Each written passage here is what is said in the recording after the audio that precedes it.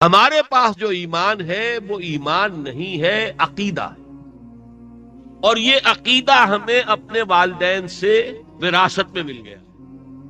اللہ، رسول، جنت، دوزخ، فرشتہ، جبرائیل، یہ ہم نے سیکھ لی الفاظ، اور ہم نے بچپن ہی کے اندر سے یہ چیزیں جو ہے وہ سیکھ لی۔ 4-5 سال کے تھے، والدین کے ساتھ کھڑے ہو کے نماز پڑھ رہے، وہ نماز سیکھ لی۔ ایمان کہتے ہیں یقین کو قلب میں اللہ کی ذات پاک، اس کی صفات کاملہ، اس کی قدرت کاملہ، اس کا علم کامل، اس کی حکمت بالغہ، اس سب کا یقین ہو، مرنے کے بعد جی اٹھنے کا یقین ہو، حشر و نشر کا، حساب کتاب کا، جزا و سزا کا، جنت اور دوزخ کا یقین ہو، وحی کا، فرشتے کا، کتابوں کا، اور خود آخری کتاب، اور جو کہ تمام کتابوں کی مہیمن بھی ہے، محافظ بھی ہے، جامع بھی ہے، یقین ہو کہ یہ اللہ کا کلام ہے۔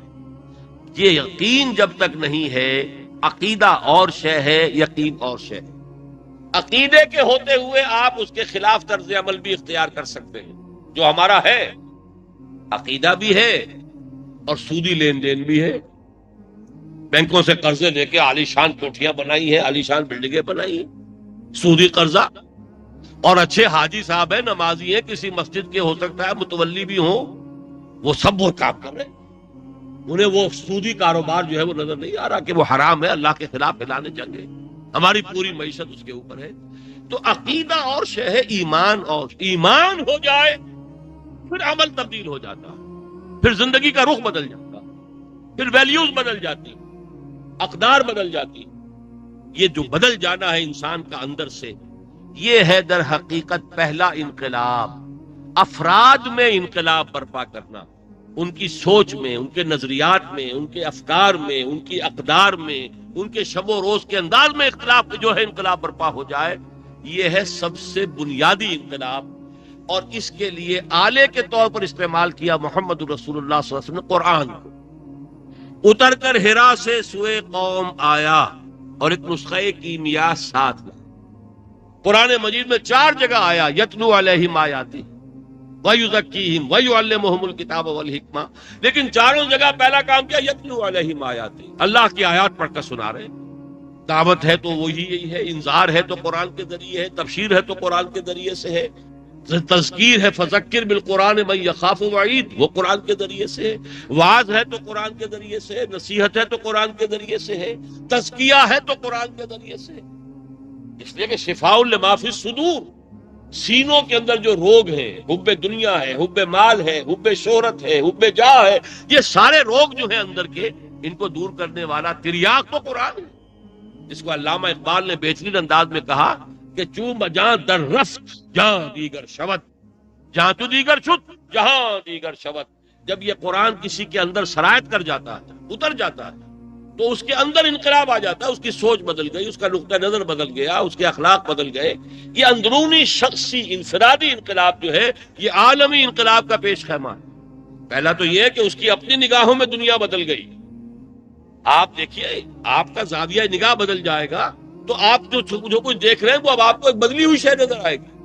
تو جہاں تو دیگر شد جہاں دیگر شود، پھر انسان کے لیے دنیا بدل گئی، اور یہی پھر عالمی انقلاب کا پیش خیمہ ہے۔ تو پہلا قدم یہ تھا، اور اس میں چاہتا ہوں کہ سورہ حجرات کی آیت نمبر 13 آپ کے ذہن میں رہے، 14۔ قالت الاعراب آمنا قل لم تؤمنوا ولكن قولوا اسلمنا ولما يدخل الايمان في قلوبكم۔ اے نبی، یہ بدو دعویٰ کر رہے ہیں کہ ہم ایمان لے آئے، آپ ان کو بتا دیجئے اس مغالطے میں نہ رہنا، تم ایمان ہرگز نہیں لائے ہو، ہاں یوں کہو کہ ہم مسلمان ہو گئے ہیں، حالانکہ ابھی تک ایمان تمہارے دلوں میں داخل نہیں ہوا۔ یہی حال ہمارا ہے، ہوگا لاکھ میں کوئی ایک جس کے دل میں یقین والی بات موجود، پھر اس کا ظہور اس کے عمل میں ہوگا، اس کی زندگی میں ہوگا، اس کے اخلاق میں ہوگا۔ لیکن یہ کہ اکثر و بیشتر 99,999 ہر لاکھ میں سے وہی ہے جن کا عقیدہ تو ہے، ہم مانتے اللہ کو، رسول کو، آخرت کو، قرآن کو، کتاب کو، ٹھیک ہے، لیکن یقین جس کے لیے اقبال کہتا ہے یقین پیدا کرے ناداں یقین سے ہاتھ آتی ہے، وہ درویشی کے جس کے سامنے جھکتی ہے فقوری۔ یقین کی وہ کیفیت پیدا کی ہے۔ ایک صحابی آیت پڑھتے ہیں، من ذا الذی یقرض اللہ قرضا حسنا، ابو طلحہ نام ہے ان کا، انصاری ہیں. آتے حضور اللہ قرض مانگتا ہے؟ آپ فرمائے ہاں اللہ قرض مانگتا ہے. اچھا حضور میرا جو ہے سب سے بڑا باغ ہے مدینے میں اور سب سے اعلیٰ ہے، سب سے قیمتی ہے، میں دیتا ہوں اللہ کو، میرا قرض حسنہ قبول فرما. حضور نے کہا ٹھیک ہے قبول فرما لیا. اب گئے ہیں خوشی میں، ناشتے ہوئے خوشی سے، فرحا و شادہ. اب باغ میں داخل نہیں ہوئے، باغ ہی میں کوئی اپنے لیے رہائش کی جگہ بھی بنا رکھی تھی، بیوی بچے وہاں تھے. باہر سے کہتے کھڑے ہو کر ام طلحہ، وہ ابو طلحہ تھے وہ ام طلحہ، نکل آؤ باہر، بچوں کو لے آؤ، میں نے یہ اللہ کو قرض دے دیا، اب یہ ہمارا نہیں. یہ ہے یقین کی بات، یقین پیدا ہو جائے. غزوہ بدر میں ایک صحابی اپنے وہ دامن کے اندر کھجوریں ڈالی ہوئی ہیں کھا رہے ہیں. حضور کے پاس آ کر پوچھتے ہیں حضور اگر میں اس وقت جنگ کرتا ہوا مارا جاؤں تو پھر میں جنت میں جاؤں گا؟ ہاں تم جاؤ گے جنت. تو انہوں نے وہیں جو ہے اپنی جھولی جو ہے جھٹک دی، کھجوریں گرا دی. کون اتنی دیر لگایا، یہ جنت کی کھجوریں نہ کھائیں گے جا کے، یہاں کی کاہے کے لیے کھائے. فوراً گئے، گھمسان کے رن میں گئے، شہید ہو گئے. یقین، وہ یقین، اگر وہ یقین پیدا نہیں ہوتا 100% لوگوں میں نہیں پیدا ہوا کرتا. معتدب تعداد میں ایسے لوگوں کے اندر یقین جب تک اس درجے کا نہیں آئے گا تو انقلاب اسلامی کا گویا کہ پہلا قدم ہی نہیں اٹھتا. نعرے لگاتے رہو، جلسے کرتے رہو، جلوس نکالتے رہو، اور جو بھی چاہو کر لو، کو گولیاں بھی کھا لو، جیسے کہ نظام مصطفیٰ تحریک میں لوگوں نے گولیاں بھی کھا لی. لیکن اگر یہ کام پہلے نہیں ہوا ہے، وہ ایمان اور یقین کی کیفیت کہ ایک صحابی سے حضور نے صبح کے وقت ایسے ہی پوچھ لیا، ایک عادت تھی آپ کی، معمول تھا، فجر کی نماز کے بعد بیٹھ جاتے تھے، کسی نے کوئی خواب دیکھا ہو خاص وہ بیان کرے. ایک صحابی سے سوال کریے کیف اصبحت، آج کس عالم میں صبح ہوئی تمہاری؟ انہوں نے کہا اصبحت مومنا حقا یا رسول اللہ. بڑا غیر معمولی جواب تھا. اے اللہ کے رسول میں نے تو سچے مومن کی صبح کی ہے، سچے مومن کی صبح. اب حضور نے سوال کیا لکل شیء صفت فما صفت ایمانک، ہر شے کی کوئی صفت ہوتی ہے، علامت ہوتی ہے. تم جو کہہ رہے ہو سچے مومن کی صبح مجھے نصیب ہوئی ہے، تو کیا علامت ہے تمہاری اس ایمان کی؟ انہوں نے عرض کیا کانی انظر الی النار کانی انظر الی الجنہ. میری کیفیت یہ ہے کہ گویا کہ میں اپنی آنکھوں سے دیکھ رہا ہوں دوزخ کو بھی اور اپنی آنکھوں سے دیکھ رہا ہوں جنت کو. یہ تھا وہ یقین کا درجہ جسے کہ حدیث جبرائیل میں کہا ہے ان تعبد اللہ کانک تراہ فإن لم تکن تراہ فإنہ یراک. یا دوسری روایت میں آیا ان تعمل للہ کانک تراہ فإن لم تکن تراہ فإنہ یراک. جب تک یہ کیفیت نہ ہو جائے اللہ کی بندگی اور اللہ کے لیے عمل کیا جائے اس طرح گویا کہ تم اللہ کو دیکھ رہے ہو، ورنہ کم سے کم یہ کہ تمہیں یہ یقین رہے کہ اللہ مجھے دیکھ رہا ہے. یہ ایمان کی کیفیت مطلوب ہے ان لوگوں کے اندر کہ جو انقلاب اسلامی کا داعیہ لے کر اٹھے. یہ کام تھا پہلا جو محمد عربی صلی اللہ علیہ وسلم نے کیا اور قرآن کے ذریعے. دوسرا کام کیا کیا؟ منظم کرنا، لسن اینڈ اوبے، حکم سنو اور مانو، اور اس کی عادت پیدا کر لو. آسان کام نہیں ہے. انسان کے اندر نفس ہے، میں کیوں اس کی بات مانوں؟ میں بھی صاحب عقل ہوں، صاحب شعور ہوں، میری بھی رائے ہے، میری رائے کیوں نہ چلے، اس کی کیوں چلے؟ یہ انا جو ہے انسان کو بہت سے معاملات کے اندر جو ہے پھر سرکشی پر آمادہ کر دیتی ہے. لہذا اس کی بڑی ٹریننگ کی ضرورت ہوتی ہے، جس کو کہتے ہیں کہ ہم بھی تسلیم کی خو ڈالیں گے. عادت کلٹیویٹ کرنی پڑتی ہے. ہم بھی تسلیم کی خو ڈالیں گے، بے نیازی تیری عادت ہی صحیح، لیکن ہم جو ہے اپنی تسلیم کی عادت بنائیں. یہ ڈسپلن محمد عربی صلی اللہ علیہ وسلم نے دیا.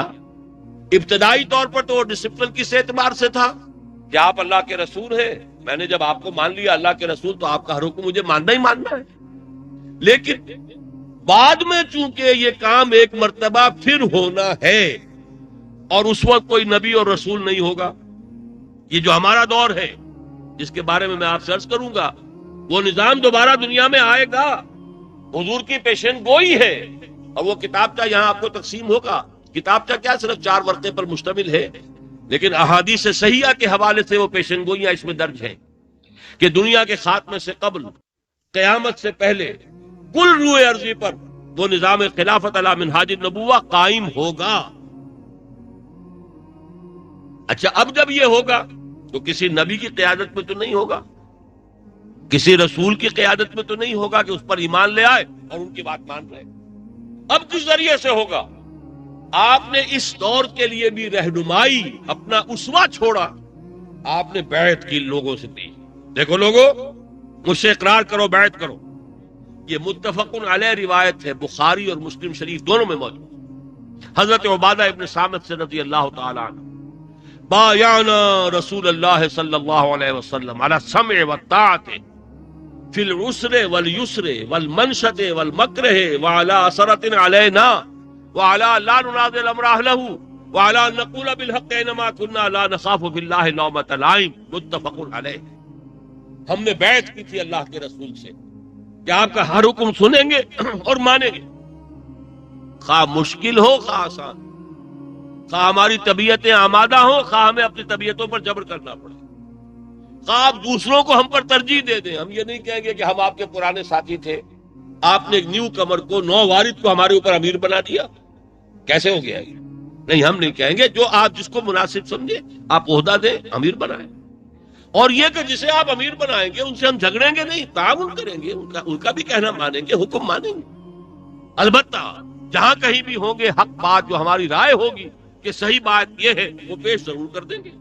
البتہ یہ کہ اس کے بعد فیصلہ امیر کے ہاتھ میں ہوگا، اور وہ جو فیصلہ کرے اگر شریعت کے دائرے کے اندر ہے تو مانیں گے۔ یہ آپ نے بیعت لی صحابہ کرام سے، اور اس پر پھر وہ سارا نظام چلا۔ چنانچہ وہ نقشہ ذہن میں رکھیے کہ جب غزوہ احزاب میں حضور صلی اللہ علیہ وسلم، جب یہ آپ اور آپ کے صحابہ جو کدالیں لے کر جو ہے کھود رہے تھے خندق، اور کئی وقت کے فاقے تھے، اور پیٹوں پر اپنے جو ہے پتھر باندھے ہوئے تھے اپنی چادروں سے کس کر کے کمر دوہری نہ ہو جائے، اس وقت ان کی زبان پر ایک شعر تھا، ایک تو یہ تھا اللہم لا عیش الا عیش الآخرہ۔ صحابہ کہتے تھے اللہ، عیش اور زندگی تو بس آخرت کی زندگی ہے، اور حضور جواب دیتے تھے فاغفر الانصار والمہاجرہ، تو اے اللہ ان انصار اور مہاجرین کی مغفرت فرما دے جو اس حال میں، فاقے کے حال میں میرے حکم سے کدالیں چلا رہے ہیں، اور یہ سنگلاخ زمین مدینے کی جو ہے کوئی کچی زمین تو نہیں تھی، پھاوڑے چل رہے ہیں وہاں پر۔ ایسا بھی موقع آیا کہ ایک چٹان ایسی سخت آ گئی کسی سے نہ ٹوٹی، پھر بالآخر حضور آئے ہیں اور 3 ضربیں آپ نے لگائی ہیں، اور اس کے ذریعے سے وہ جو ہے چٹان ٹوٹی۔ لیکن بہرحال اس وقت بھی ایک اور شعر بھی تھا، نحن الذین بایعوا محمدا علی الجہاد ما بقینا ابدا، یہ بخاری شریف میں روایت موجود ہے۔ ہم وہ لوگ ہیں جنہوں نے محمد سے جہاد کی بیعت کی تھی، لہذا اب یہ جہاد جاری رہے گا جب تک جان میں جان۔ تو یہ دوسری بات وہ تھی حضور کے کہ جو لوگ ایمان لائے، جن کے دل میں وہ یقین کا نور پیدا ہو گیا، انہیں جمع کیا۔ افراد کے ذریعے سے انقلاب نہیں آتا، جماعت چاہیے۔ انی آمرکم بخمس، حکم بھی دے کر گئے ہیں مسلمانوں، میں تمہیں 5 باتوں کا حکم دیتا ہوں۔ اللہ امرنی بہن، اللہ نے مجھے ان کا حکم دیا، میں اپنی طرف سے نہیں کہہ رہا ہوں۔ وہ 5 باتیں کیا ہیں؟ بالجماعت والسمع والطاعت والہجرت والجہاد فی سبیل اللہ۔ جماعت کی زندگی اختیار کرو، جماعت میں ڈھیلی ڈھالی نہیں کہ کوئی بجی میں آیا تو بات مان لی، طبیعت کا موڈ نہیں ہے، آف ہے تو نہیں بات مانی، نہیں، وہ تو آپ کو ماننا ہی ماننا ہے ہر حال میں۔ فی المنشط والمکرہ والعسر والیسر وعلی اثرۃ علینا۔ تو وہ جو ایک نظام جماعت حضور نے بنایا صلی اللہ علیہ وسلم، تو واقعہ یہ ہے کہ یہ آپ کا دوسرا بہت بڑا کارنامہ ہے۔ وہ عرب کہ جو ایک دوسرے کا کوئی کسی کو سردار ماننے کو تیار نہیں، جہاں پانی پینے پلانے پہ جھگڑا، اور جہاں گھوڑا آگے بڑھانے پہ جھگڑا، اور جھگڑا شروع ہو گیا تو ختم ہونے میں نہیں آتا، نسلن بعد نسلن وہ جھگڑا چلتا ہے۔ انہیں ایسا منظم کیا، ایک انگریز سیاح جو تھا وہ کہیں قاہرہ گیا ہوا تھا مصر میں سیر کے لیے، اور عین وقت پر جبکہ عصر کی نماز کا وقت تھا، وہ جو وہاں کی جامع مسجد ہے اس کے مینار پر چڑھ گیا۔ اوپر سے اس نے دیکھا نیچے صحن میں جماعت ہو رہی تھی، جو نظم دیکھا اس نے، ایک امام آگے کھڑا ہے اور کس طریقے سے یہ باجماعت ادا ہو رہی ہے نماز، جن کی عبادت میں اتنا نظم اور ڈسپلن ہے تو ان کی پوری زندگی کے اندر کتنا نظم اور ڈسپلن ہوگا۔ ایمان لے آیا اسی ایک بات سے کہ یہ نظم اور ڈسپلن، عبادت میں یہ عالم ہے۔ امام سے غلطی بھی ہو جائے آپ نیت نہیں توڑ سکتے، لقمہ دے دیں ٹھیک ہے، کہیں جو ہے آپ اشارہ بھی کر دیں سبحان اللہ کہہ کے غلطی ہو گئی ہے، وہ اصلاح کر لے تو کر لے، نہیں کرتا تو نہیں، پھر بھی آپ اس کی جماعت چھوڑ کر جا نہیں سکتے، آپ جو ہے نیت توڑ کر نکل نہیں سکتے، وہ جماعت کی نماز پوری کرنی ہوگی اس کے ساتھ۔ ہاں اس کے بعد کہیے صاحب یہ غلطی ہوئی آپ سے، آپ نے 3 رکعتیں پڑھی ہیں، 4 چوتھی تو پڑھی نہیں، تو اس کے بعد نماز دوہرا لی جائے گی، لیکن عین حالت نماز میں آپ نیت نہیں توڑ سکتے، آپ اسی امام کی امامت کے اندر نماز پوری کریں۔ یہ سارا جو نظم ہمیں دیا ہے، اور یہ آپ دیکھیے کہ اس نظم کا جیسا کہ میں نے عرض کیا سب سے بڑا ظہور ہوا صلح حدیبیہ کے موقع پر۔ تمام صحابہ جو ہیں ان کا خون کھول رہا، وہ کہتے ہیں ہم کیوں دب کر صلح کریں، ہم تو شہادت سے مطلوب و مقصود مومن نہ مال غنیمت نہ کشور کشائی، ہم سے تو محمد بیعت لے چکے ہیں، ایک دن پہلے تو بیعت لی ہے، بیعت علی الموت، ہم سب موت کے لیے تیار ہیں، پھر ہم کیوں دب کر صلح کریں۔ سب کا خون کھول رہا ہے، لیکن چونکہ اب عادی ہو چکے تھے کہ حضور کا حکم ماننا ہے، ہر حال میں ماننا ہے، بیعت کر چکے ہیں، جو بھی آپ کا فرمان ہے اس کو تسلیم کرنا ہے، لہذا خاموش ہے۔ دل کی حالت کا صحیح اندازہ اس وقت ہوا جب وہ کنکلوڈ ہو گئی، وہ ٹریٹی ہے اس کی ساری عبارت بھی ہو گئی۔ اب اس کے بعد حضور نے کہا اچھا مسلمانوں اٹھو، احرام باندھ کر آئے تھے عمرے کا، یہی احرام کھول دو، قربانیاں جو ساتھ لے کر آئے تھے جانور یہی قربانیاں پیش کر دو۔ حضور نے فرمایا اٹھو، کوئی نہیں اٹھا۔ دوسری مرتبہ فرمایا اٹھو بھائی میں کہہ رہا ہوں، احرام کھول دو، قربانی پیش کر دو، پھر کوئی نہیں اٹھا۔ تیسری مرتبہ کہا پھر کوئی نہیں اٹھا۔ اس پر حضور ذرا دلگیر ہو کر، کچھ رنجیدہ ہو کر اپنے خیمے میں چلے گئے۔ وہاں حضرت ام سلمہ رضی اللہ تعالی عنہا اس سفر میں ساتھ تھی، انہیں بتایا کہ میں نے 3 دفعہ مسلمانوں سے کہا کہ اٹھ ہی نہیں رہا۔ انہوں نے پھر مشورہ دیا، اس سے معلوم ہوتا ہے بڑی حکمت ہے اس میں کہ حضور ہر سفر میں ایک نہ ایک زوجہ محترمہ کو اپنے ساتھ رکھتے تھے۔ ظاہر بات ہے کہ انسان سے جتنی واقفیت اس کی بیوی کی ہو سکتی ہے، اور جس قدر کے اس کے احساسات اور جذبات سے وہ واقف ہو سکتی، کوئی نہیں ہوتا۔ تو حضرت ام سلمہ نے مشورہ دیا حضور آپ کسی سے کچھ نہ کہیے، باپ اپنا احرام کھول دے اور اپنی قربانی دے دے۔ باہر گئے، آپ نے کھول دیا اور قربانی، اب سب اٹھ گئے۔ نتیجہ کیا نکلا کہ اصل میں وہ یہ سوچ رہے تھے حضور ہمارا کوئی امتحان تو نہیں لے رہے ہیں کہ عمرے کا احرام باندھ کر پھر بغیر عمرہ کیے ہوئے احرام کھول دیں۔ یہ تو ان کے عرب کی روایت کے گویا کہ بالکل ان کے لیے ناقابل تصور بات تھی، اور جسے ہم کہتے ہیں حالت منتظرہ، شاید کوئی اور شکل پیدا ہو جائے، زیادہ نہیں اٹھے۔ جب دیکھا کہ اب تو حضور نے اپنا احرام کھول دیا تو معلوم ہوا کہ اب فیصلہ یہی ہے، تو کھڑے ہو گئے۔ لیکن یہ کہ نوٹ کر لیجئے ذرا اس کا ایک اس کے برعکس معاملہ بھی ہوا ہے سیرت میں۔ انسان ہے، غلطی ہو جاتی ہے۔ غزوہ احد میں 35 صحابہ سے غلطی ہو گئی، 700 صحابہ میں 35 کتنے ہوئے؟ 5%۔ 5% صحابہ کی غلطی کا نتیجہ اللہ نے سزا دی، 70 صحابہ شہید ہوئے، 35 سے دگنے۔ معاملہ کیا تھا؟ حضور نے ایک درے پر 50 جو ہے تیر انداز مقرر کر دیے تھے کہ دیکھو کہ ایسا نہ ہو کہ پشت پر سے دشمن آ کر ہم پر حملہ کرے، سامنے فوج ہے، ادھر ہم کھڑے ہیں، ہماری پشت پر یہ درا ہے اس پہاڑ کے اندر، کہیں ادھر سے آ کر حملہ ہو جائے تو پھر تو یہ کہ 2 چکیوں کے پارٹ جو ہے اس کے درمیان آ جائے گی۔ کہہ دیا کچھ بھی ہو جائے، چاہے تم دیکھو کہ شکست ہو گئی ہے، ہم سب قتل ہو گئے، شہید ہو گئے، اور ہمارے جو ہے یہ پرندے جو ہوتے ہیں مردار خور پرندے آ کر ہمارا گوشت کھا رہے ہیں، تب بھی تم نے یہاں سے نہیں ہلنا۔ ہوا کیا؟ اللہ نے فتح دے دی، فتح ہوئی، دشمن کے قدم اکھڑ گئے، وہ بھاگنے لگا۔ اب سب لوگ جو ہے ان کے پیچھے اس کا تعاقب بھی کر رہے ہیں اور مال غنیمت بھی جمع کر۔ ادھر جو 50 تھے، حضرت جبیر ابن مطعم جو ہے ان کے اوپر سرکردہ تھے، ان کے کمانڈر تھے، لوکل کمانڈر۔ یہاں ایک اختلاف ہو گیا، لوگ چلو اب تو کہ نہیں، حضور نے کہا تھا کہ یہاں سے مت ہلنا، کہ نہیں حضور نے تو کہا تھا اگر شکست بھی ہو جائے سب مارے جاتے بھی نہ ہلنا، اب تو فتح ہو گئی ہے نا۔ یہ صورتحال تو حضور کا قول تو کور نہیں کرتا، لیکن انہوں نے پھر بھی کہا نہیں تمہیں یہیں رہنا ہے، نہیں جانا ہے۔ تو گویا کہ لوکل کمانڈر کی انہوں نے نافرمانی کی، 50 میں سے 35۔ یہ میری توجیہ ہے، عام طور پر لوگوں نے یہ سمجھائے مال غنیمت کی تمام میں انہوں نے کیا نہیں، اور حضور کے حکم کی خلاف ورزی کی نہیں۔ حضور کے حکم کی تو تعویل کر لی انہوں نے کہ حضور نے تو شکست کی صورت میں فرمایا تھا، یہاں فتح ہو گئی ہے، لہذا حضور کا قول جو ہے اس کے اوپر منطبق نہیں ہوتا۔ لیکن جتنی آپ کی اطاعت لازم تھی اتنی ہی لوکل کمانڈر کی اطاعت بھی تو لازم تھی نا. حضور کی حدیث ہے من اطاعنی فقد اطاع اللہ ومن عصانی فقد عصى اللہ. جس نے میری اطاعت کی اس نے اللہ کی اطاعت کی، جس نے میری نافرمانی کی اس نے اللہ کی نافرمانی کی. ومن اطاع امیری فقد اطاعنی، جس نے میرے نامزد کردہ امیر کی اطاعت کی اس نے میری اطاعت کی. ومن عصى امیری فقد عصانی، اور جس نے میرے معین کردہ امیر کی نافرمانی کی اس نے میری نافرمانی کی. تو گویا کہ حضرت جبیر ابن مطعم کی نافرمانی کی ہے 35 نے، اس طرح انڈائریکٹلی گویا کہ نبی کی نافرمانی ہو گئی، ڈائریکٹلی نہیں تھی.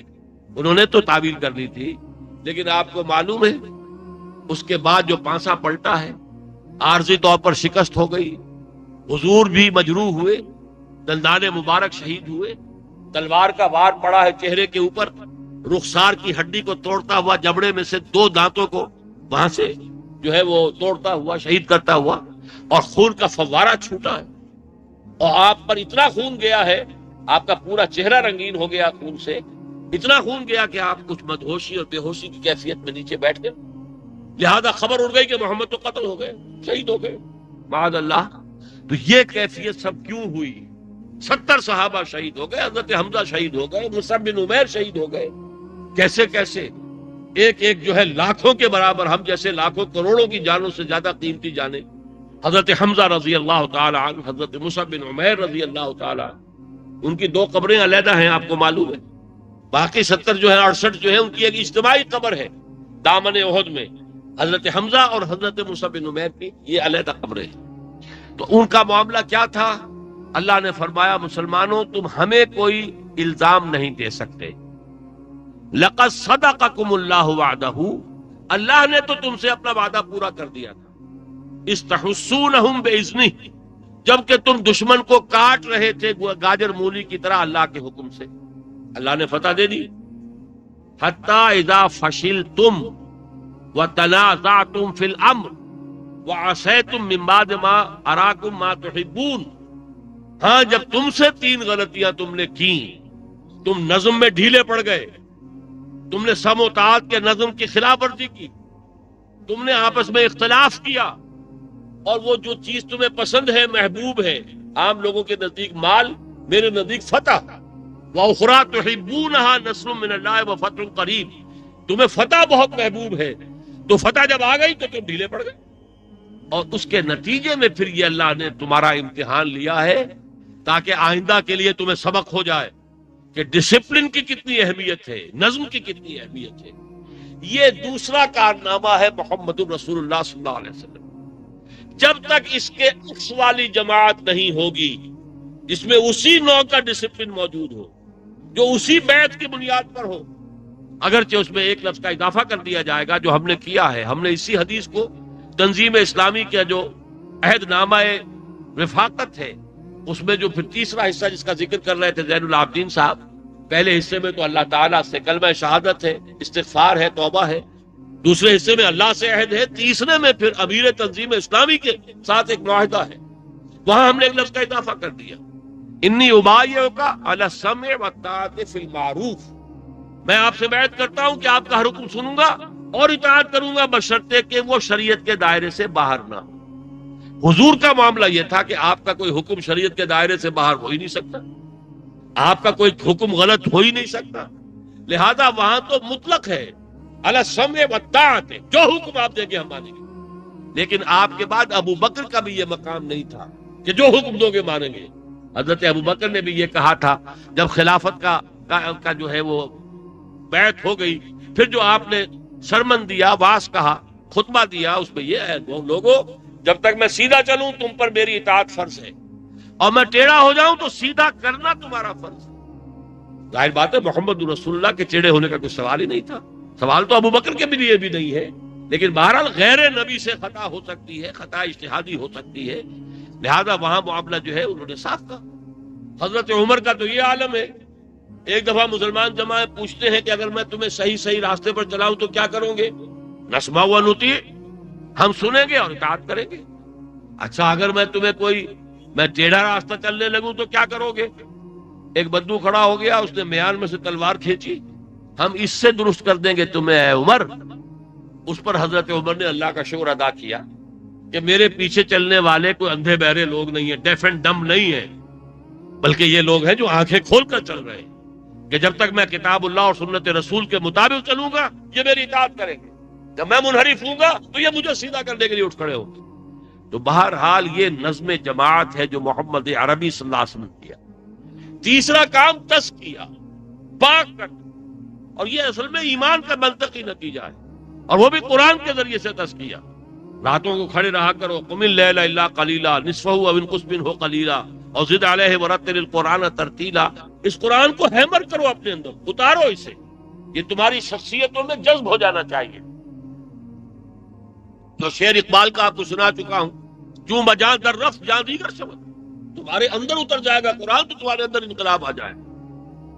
چوتھی چیز، 12 برس تک مکے میں یہ حکم تھا جو میں پہلے ذکر کر چکا ہوں، کوئی تشدد ہو، زبانی کوئی آپ کو تکلیف پہنچائے، کوئی گالی دے، کوئی برا بھلا کہے، یا جسمانی تشدد ہو، پرسیکیوشن ہو، ٹارچر ہو، جو بھی ہو صبر سے برداشت کرو، جوابی کارروائی کی اجازت نہیں ہے.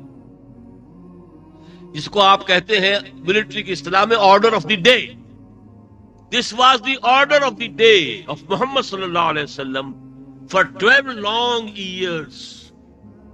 12 برس تک حکم یہ تھا، چاہے کچھ ہو جائے.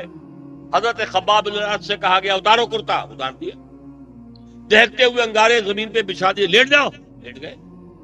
اب وہ پیٹھ کی کھال جلی، چربی پگھلی، اسی سے وہ انگارے ٹھنڈے ہوئے. اگر اجازت ہوتی ڈیسپریٹ آدمی 2-4 کو مار کر مرتا ہے. بلی حقیر سا جانور، چھوٹی سی بلی، وہ بھی آپ کسی کارنر میں اسے اگر کر لے، اسے معلوم ہو جائے کہ آئی ایم ان کارنر، میرے لیے نکلنے کا راستہ کوئی، وہ آپ پر جھپٹ جائے گی، آپ پر حملہ کر دے گی. کیا وہ جان ہے ننھی سی. لیکن یہ کہ ڈیسپریٹ ہو جائے کوئی شے تو وہ تو سب کچھ کر سکتا ہے، لیکن اجازت نہیں. کفو ایدیکم، اپنے ہاتھ بندھے رکھو، کوئی جوابی کارروائی نہیں. ایک وقت آئے گا تمہارے ہاتھ کھول دیے جائیں گے، ابھی نہیں. مصلحت انقلابی جدوجہد، انقلابی جدوجہد کی مصلحت کی تقاضا یہ ہے کہ ابھی صبر کرو. کیوں؟ یہ بڑی گہری بات ہے، اس کو سمجھ لیجئے. ہوتا کیا ہے، ہر معاشرے میں اکثریت ہوتی ہے جسے ہم کہتے ہیں سائلنٹ میجورٹی. وہ سائلنٹ میجورٹی اندھی بہری نہیں ہوتی لیکن خاموش ہوتی ہے، اس میں جرت نہیں ہوتی.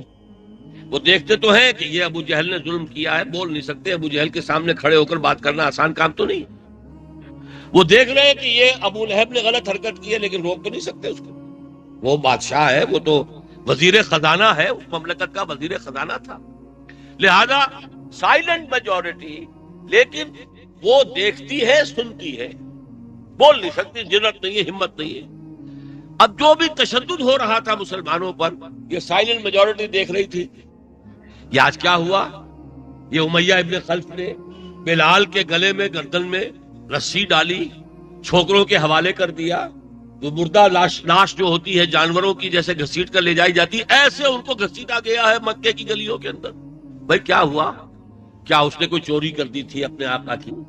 کیا خدا نہ خواستہ اپنے آقا کی بیٹی کی عزت پر حملہ کر دیا تھا؟ کیا کیا جس کی سزا یہ دی ہے اس نے؟ جواب ملا کچھ نہیں کیا، بس وہ یہ کہتا ہے کہ اللہ کے سوا کوئی معبود نہیں اور محمد اللہ کے رسول. آپ بتائیے کیا اس کا اثر ہوگا، سننے والے پر کیا اثر پڑے گا؟ وہ سائلنٹ میجورٹی اندر ہی اندر جو ہے کیا تاثر لے گی. آج کیا ہوا بھائی، وہ عجیب معاملہ ہوا. دہتے ہوئے انگارے جو ہے زمین پہ بچھا کر اور خباب بن الارت کو جو ہے ننگی پیٹ لٹا دیا گیا.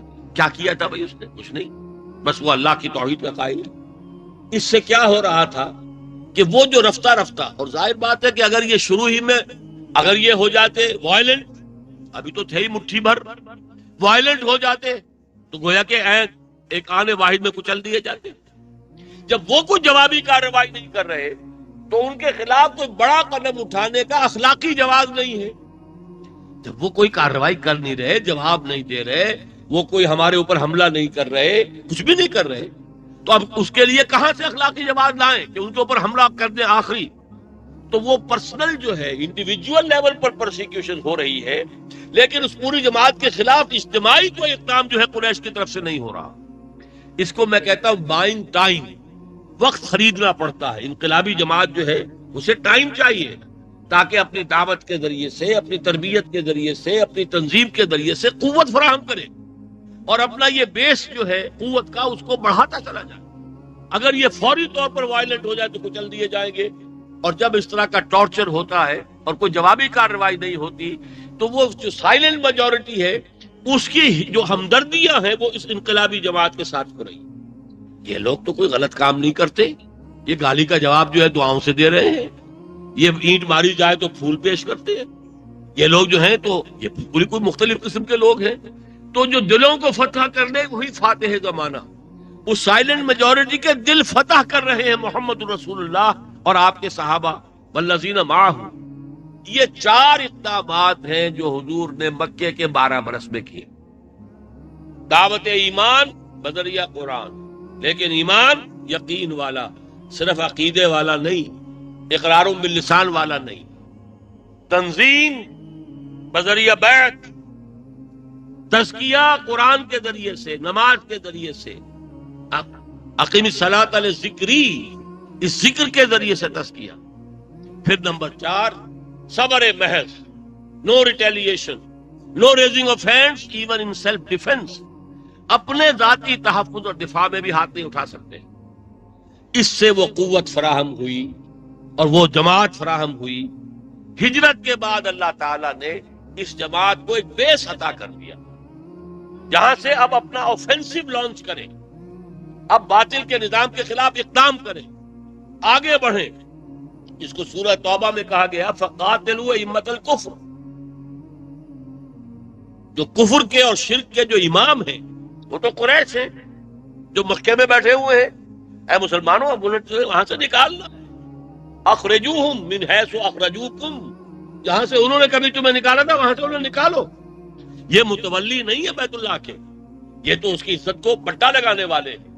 یہ تو توحید کے لیے گھر بنایا تھا ان کے باپ ابراہیم نے، اور انہوں نے اسے شرک کا اڈا بنا دیا۔ دنیا کے بت قدموں میں پہلا وہ گھر خدا کا، ہم اس کے پاسباں ہیں، وہ پاسباں ہمارا۔ لہذا مدینے میں آ کر، جس سے میں نے کہا تھا نا کہ یہ لوگ فلائٹ کہتے ہیں، فلائٹ ٹو مدینہ، یعنی فرار تھا یہ، گویا کہ اپنی جان بچانے کے لیے بھاگے تھے، معاذ اللہ ثم معاذ اللہ۔ یہ ایک بیس، آلٹرنیٹ بیس کی طرح جہاں سے اپنا آفینسو لانچ کرے، یہ تھی ہجرت۔ یہ فرار نہیں تھا، یہ جا کر مدینے کے نخلستان میں اور ٹھنڈی چھاؤں میں بیٹھ کر آرام کرنے کے لیے مدینے نہیں گئے تھے، بلکہ وہاں سے اب تیاری کر کے اور دشمن پر، کفر کے اڈے پر اور کفر کے ائمہ پر آخری کاری وار کرنے کے لیے۔ چنانچہ اب نوٹ کیجئے، ہجرت کے فوراً بعد حضور نے صرف 6 مہینے لیے ہیں۔ اب میں ذرا اختصار کر رہا ہوں بات کا، جس کو کہیں گے internal consolidation of his position at Medina. مدینے میں استحکام پیدا کرنے کے لیے ایک کام کیا کیا؟ مسجد نبوی کی تعمیر۔ اب یہ گورنمنٹ ہاؤس بھی ہے، پارلیمنٹ بھی ہے، دارالندوہ بھی ہے، دارالشورا بھی ہے، دارالضیافہ بھی ہے، مہمان آ رہے ہیں تو ٹھہر رہے ہیں، نیگوسیشنز ہو رہی ہیں تو یہاں ہو رہی ہیں، اور یہ نماز کی جگہ بھی ہے، یہ تعلیم گاہ بھی ہے، یہ خانقاہ بھی ہے۔ نمبر 2، انصاری اور مہاجر ایک ایک بھائی بھائی بنا دیے گئے تاکہ مضبوط ہو جائے، یہ امت انٹرنلی سٹرونگ ہو جائے، یہ 2 طبقے علیحدہ علیحدہ نہ رہ جائیں۔ علیحدہ علیحدہ ہوں گے تو کسی وقت جو ہے وہ 2 برتن کھڑکتے ہیں، اور ہو سکتا ہے کہ ان کے درمیان جو ہے کوئی انتشار دشمن جو ہے وہ پیدا کر دے۔ تو مواخات بین الانصار والمہاجرین۔ نمبر 3، جو 3 قبیلے یہود کے وہاں آباد تھے ان سے آپ نے صلح کی، اور وہ میثاق مدینہ جو بہت مشہور کر دیا گیا آج کل غلط طور پر، وہ اصل میں تھا کیا؟ جوائنٹ ڈیفنس آف مدینہ۔ مدینے کا دفاع کریں گے مل کر، کہ اگر مدینے پر حملہ ہوگا تو یہ 5 قبیلے اوس اور خزرج اور ادھر سے وہ 3 قبیلے یہود کے، یہ مل کر دفاع کریں۔ تو جوائنٹ ڈیفنس آف مدینہ، یہ اس میثاق مدینہ کا اثر حاصل ہے۔ اس کے بعد آپ نے چھاپا مار دستے بھیجنے شروع کر دی، threatening the lifeline of Quraysh. Quraysh کی ساری جو اقتصادی زندگی تھی اس کا دار و مدار تھا تجارت پر۔ قافلے جاتے تھے شام کی طرف، گرمیوں میں شام کی طرف، سردیوں میں یمن کی طرف، لإلاف قریش ایلافہم رحلۃ الشتاء والصیف فلیعبدوا رب ھذا البیت، ان کے قافلوں کے اوپر کوئی حملہ کرتا ہی نہیں تھا.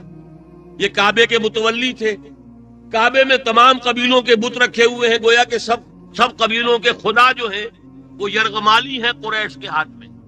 اگر کسی قبیلے نے کہیں حملہ کر دیا قریش کے قافلے پر تو وہ ان کا بت اٹھا کر وہاں سے پھینک دیں گے کعبے سے.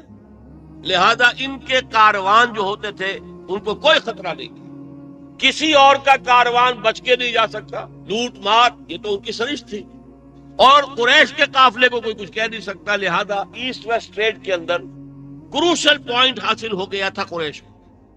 سارا مشرقی ممالک سے سامان آ کر یمن کی بندرگاہوں پر اترتا تھا، سارا یورپ سے سامان تجارت آ کر شام کے ساحل پر اترتا تھا. یہ شام کے ساحل سے، اور چونکہ نہر سویز تو تھی نہیں، یہ جو راستہ ہو سکتا تھا نہ بھی وہ جو افریقہ کے نیچے سے ہو کر آنے والا راستہ، یہ تو واسکو ڈی گاما نے تلاش کیا 1492-98 عیسوی میں. تو اب یہ جو ایسٹ ویسٹ ٹریڈ تھی وہ اس راستے سے ہوتی تھی کہ یمن اور شام کے درمیان قریش کے قافلے جا رہے ہیں، یہاں سے سامان اٹھایا وہاں لے گئے، وہاں سے اٹھایا یہاں لے آئے، بیچ میں اپنی چاندی ہے. اب اس پر آپ نے یہ گویا کہ ان کے ہاتھ ڈالا، ان کی لائف لائن پر، ان کی شہرک پر، اور آپ نے تھریٹن کیا کہ یہاں سے تمہارے قافلے اب صحیح نہیں گزریں گے. اور اس کے ساتھ ہی یہ کہ جہاں کہیں بھی آپ گئے، یہ 8 مہمات ہیں کہ جو بدر سے پہلے ہیں، جو عام طور پر سیرت کی کتابیں جو ہم عام طور پر پڑھتے ہیں ان میں ان کو چھپا دیا گیا. اس کی کیا وجہ ہے؟ علامہ شبلی نے بھی بڑی زیادتی کی ہے. اس کی وجہ یہ ہے کہ وہ کتاب لکھ رہے تھے انگریز کے زمانے میں، غلبہ تھا پوری دنیا میں یورپ کا، اور پروپیگنڈا کر دیا گیا تھا کہ بوئے خون آتی ہے اس قوم کے افسانوں سے. یہ اسلام تو تلوار سے پھیلا، یہ تو محمد نے صلی اللہ علیہ وسلم جنگیں کی. تو ہم نے کہا نہیں صاحب، جنگیں نہیں کی، حضور نے نہیں کی، حضور نے تو دفاع میں جنگ لڑی ہے. آپ پر حملہ ہوا ہے تو آپ نے دفاع کیا ہے، آپ نے خود آغاز نہیں کیا. یہ بالکل غلط ہے. حضور کو تو دین کو غالب کرنا ہے، غالب کرنے کے لیے کفر کے اوپر حملہ کرنا ہی کرنا ہے، یہ آپ کا فرض منصبی ہے. لہذا آپ نے آغاز کیا ہے. ہجرت کے بعد آپ نے 8 مہمیں بھیجی، 4 میں خود بھی گئے، 4 غزوات ہیں غزوہ بدر سے پہلے، 4 سرایا ہیں. سریہ اس کو کہتے ہیں جس میں حضور شریک نہ ہو، آپ نے کوئی دستہ بھیج دیا، کوئی چھوٹی فوج بھیج دی. تو 4 سرایا، 4 غزوات غزوہ بدر سے پہلے ہیں. 7ویں مہینے سے شروع ہو گیا تھا معاملہ ہجرت کے بعد، 7ویں مہینے سے، اور یہ جو ہے غزوہ بدر سے پہلے 8 مہینے. یہ ہے کہ جس کے ذریعے سے جہاں بھی آپ گئے، مثلا ایک آپ غزوے میں گئے، جس علاقے میں گئے وہاں جو قبائل تھے ان سے معاہدہ کر لیا. پہلے وہ قریش کے حلیف تھے، اب وہ محمد کے حلیف ہو گئے صلی اللہ علیہ وسلم، یا وہ نیوٹرل ہو گئے. انہوں نے کہا صاحب ہم نیوٹرل رہیں گے، غیر جانبدار رہیں گے، نہ قریش کی مدد کریں گے آپ کے خلاف، نہ آپ کی مدد کریں گے قریش کے خلاف. دونوں حالتوں میں نتیجہ کیا نکلا؟ جدید اصطلاح استعمال کر رہا ہوں کہ zone of political influence of Quraysh was decreasing. Quraysh کا جو پولیٹیکل انفلوئنس کا زون تھا، ذرا یاد کر لیجئے، اب تو وہ کولڈ وار مر گئی، ختم ہو گئی. جب یہ 2 بڑے بڑے جو سپر پاور دنیا میں بیٹھی تھی، ہر ایک نے اپنا ایک دائرہ اثر بنا رکھا تھا. ہم امریکہ کے زون آف انفلوئنس میں تھے، بھارت رشیا کے زون آف انفلوئنس میں تھا، جو دونوں سپر پاورز کے اپنے اپنے زون آف انفلوئنس تھے. تو یہ سارا علاقہ قریش کے تابع تھا. اب کیا ہو رہا ہے؟ کچھ قبائل نے حضور سے جو ہے حلیفی کا جو ہے معاہدہ کر لیا، کچھ لوگ جو ہیں ان میں سے وہ نیوٹرل ہو گئے. تو جو قریش کا سیاسی دائرہ اثر و رسوخ تھا وہ کم ہو رہا ہے اور حضور کا بڑھ رہا ہے. یہ 2 کام ہے، ایک ہے اکنامک بلاکیڈ آف مکہ، اور ایک ہے آئسولیشن، پولیٹیکل آئسولیشن آف قریش. جو ان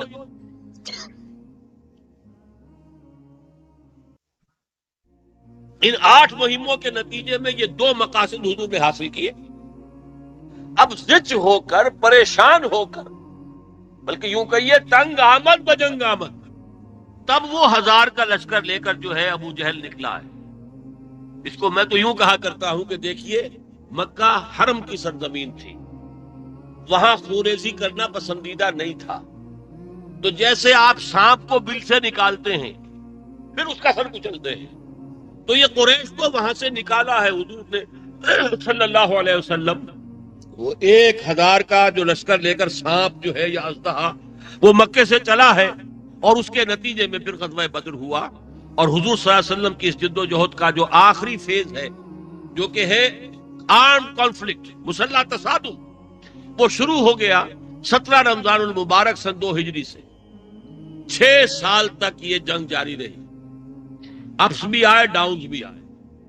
بدر میں 70 قرشی سردار مارے گئے، 70 اسیر بنا لیے گئے. احد میں وہ جو غلطی 35 نے کی اس کی وجہ سے 70 صحابہ شہید ہو گئے. اپس اینڈ ڈاؤنز آئے نا. غزوہ احزاب ہوا اور غزوے ہوئے. تھوڑا سا وقفہ آیا صلح حدیبیہ کے نتیجے میں، صلح ٹوٹ گئی تو پھر حضور نے فائنل اقدام کیا 10,000 قدوسیوں کی جماعت کے ساتھ. اب آپ نے ایڈوانس کیا مکے کی طرف، اور مکے والے جان چکے تھے اب ہماری وہ حیثیت نہیں، اب محمد کا مقابلہ نہیں کر سکتے صلی اللہ علیہ وسلم. لہذا تقریباً سمجھیے bloodless conquest of Mecca was nearly bloodless. بغیر کسی خونریزی کے مکہ فتح ہو گیا. چند افراد مارے گئے، کچھ لوگوں نے رجسٹ کیا، ورنہ یہ کہ ابو سفیان تو پہلے ہی ایمان لے آئے تھے باہر آ کر مکے سے.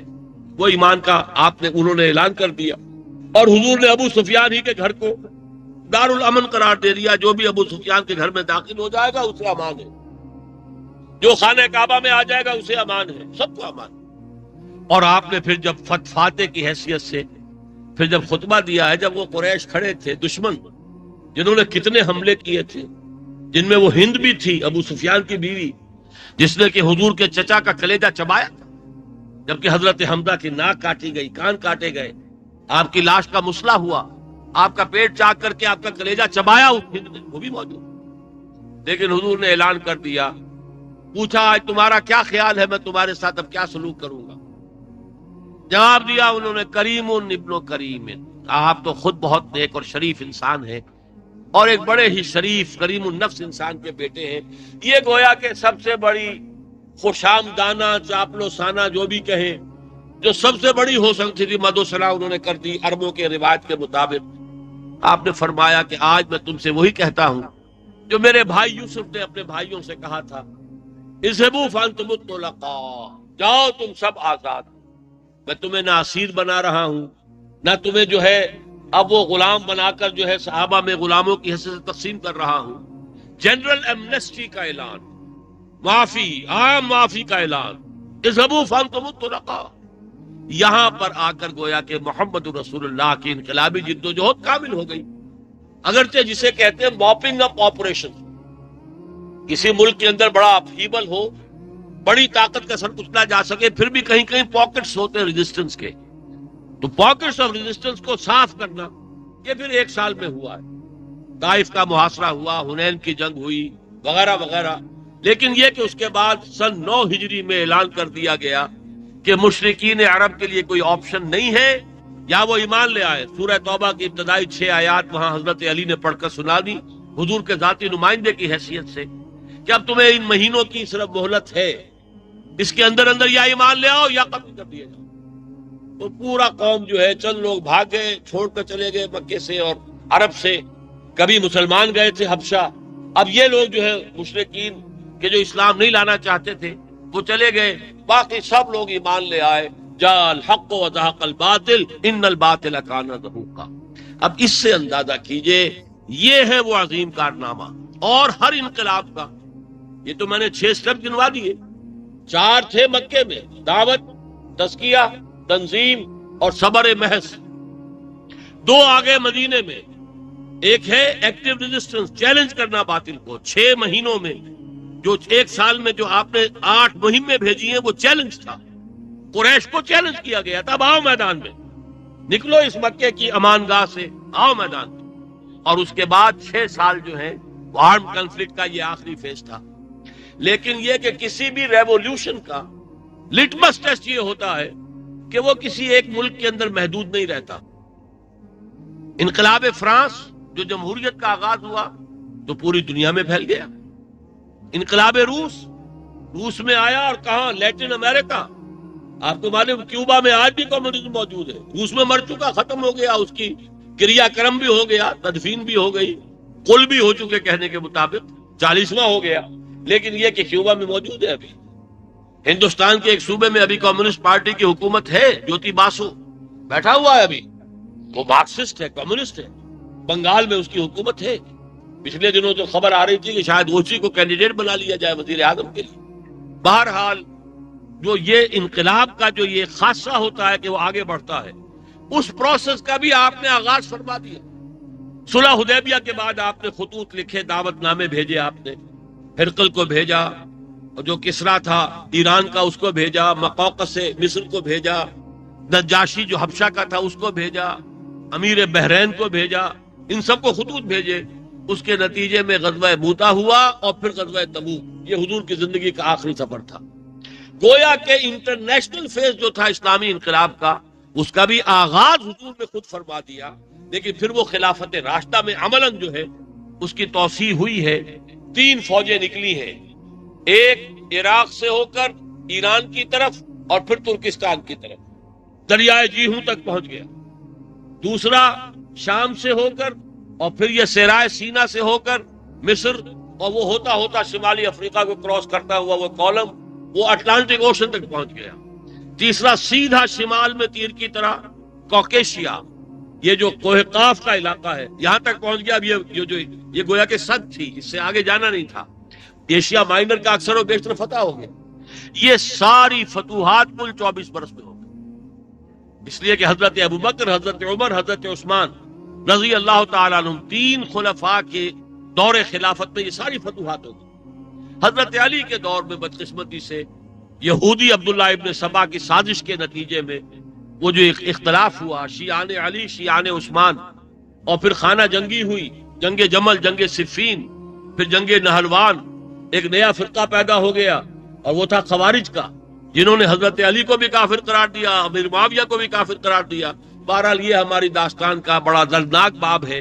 نتیجہ یہ نکلا کہ اس انٹرنل سیبوٹاج کے نتیجے میں وہ جو قافلے طوفان کی طرح بڑھ رہے تھے وہ رک گئے، اس کا جو موشن ہے وہ ٹوٹ گیا۔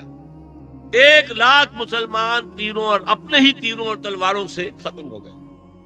10,000 ایک رات میں جنگ جمل، اور 74,000 ایک جنگ میں، جنگ صفین میں، 4 یا 6,000 پھر نہروان میں، تقریباً 1 لاکھ آدمی۔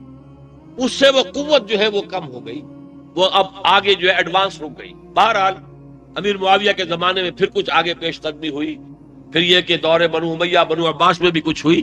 اصل میں پھر وہ نوعیت بدل گئی تھی، اب وہ خلافت راشدہ نہیں رہی، اب وہ ملوکیت ہو گئی۔ اس حوالے سے اب جو آخری حصہ ہے میری گفتگو کا وہ یہ ہے، دیکھیے نوٹ کیجئے، یہ جو آپ کو 4 ورقہ ملے گا اس میں وہ آیتیں دی گئی ہیں۔ یریدون لیطفئوا نور اللہ بافواہہم واللہ متم نورہ ولو کرہ الکافرون۔ خاص طور پر یہودیوں کی طرف اشارہ کیا جا رہا ہے۔ یہ لوگ چاہتے ہیں اپنی منہ کی پھونکوں سے اللہ کے نور کو بجھا دیں۔ اللہ تو اپنے نور کا اتمام فرما کر رہے گا، چاہے ان کافروں کو کتنا ہی ناپسند ہو۔ هو الذی ارسل رسولہ بالہدی ودین الحق لیظہرہ علی الدین کلہ ولو کرہ المشرکون۔ وہی تو ہے جس نے بھیجا اپنے رسول کو صلی اللہ علیہ وسلم الہدی اور دین حق دے کر، تاکہ غالب کرے اسے پورے کے پورے دین پر، پورے نظام زندگی پر، چاہے مشرکوں کو کتنا ہی ناگوار ہو۔ اب تو ایک طرف تو ان آیتوں کو دیکھیے، دوسری طرف قرآن کہتا ہے کہ حضور کو بھیجا گیا ہے پوری عالم انسانیت کے لیے۔ یہ مضمون 3 دفعہ آیا، هو الذی ارسل رسولہ بالہدی ودین الحق لیظہرہ علی الدین کلہ، سورہ توبہ میں، سورہ صف میں، سورہ فتح میں 3 مرتبہ، اور 5 مرتبہ فرمایا کہ کل عالم انسانی کے لیے آپ بھیجے گئے ہیں۔ وما ارسلناک الا کافۃ للناس بشیرا ونذیرا، اے محمد ہم نے آپ کو نہیں بھیجا ہے مگر پوری نوع انسانی کے لیے بشیر اور نذیر بنا کر۔ ان دونوں چیزوں کو جوڑیے صغرا کبرا تو کیا نتیجہ نکلتا ہے؟ حضور کی بعثت کا مقصد بتمام و کمال اس وقت پورا ہوگا جب کل روئے ارضی پر اللہ کا دین، دین حق اسی طرح غالب ہو جائے جیسے کہ حضور نے اپنے دست مبارک سے بنفس نفیس جزیرہ نماء عرب میں غالب کر دیا تھا۔ جب تک یہ نہیں ہوتا حضور کا مقصد بعثت ابھی کامل نہیں ہوا. کسی کو اقبال نے جواب شکوہ میں کہا تھا کہ وقت فرصت ہے کہاں، کام ابھی باقی ہے، نور توحید کا اتمام ابھی باقی ہے. دیکھیے ایک نور توحید کا اتمام یہ ہے کہ آپ کے کمرے میں آپ نے 200 واٹ کا بلب لگا دیا، اس کمرے میں تو اتمام ہو گیا نور کا. برابر کا کمرے میں وہ ہے ڈارکنس ہے، اگلے کمرے میں پھر ڈارکنس ہے. ایک اتمام اس اعتبار سے ہے، نور خداوندی مکمل ہو گیا محمد پر صلی اللہ علیہ وسلم، ہدایت مکمل ہو گئی، کتاب مکمل ہو گئی، شریعت مکمل ہو گئی. یہ تو ہو گیا الیوم اکملت لکم دینکم واتممت علیکم نعمتی ورضیت لکم الاسلام دینا. لیکن ابھی تو جزیرہ نما عرب تک ہوا ہے اے محمد صلی اللہ علیہ وسلم، ابھی تو ہم نے تو بھیجا آپ کو پوری دنیا کے لیے.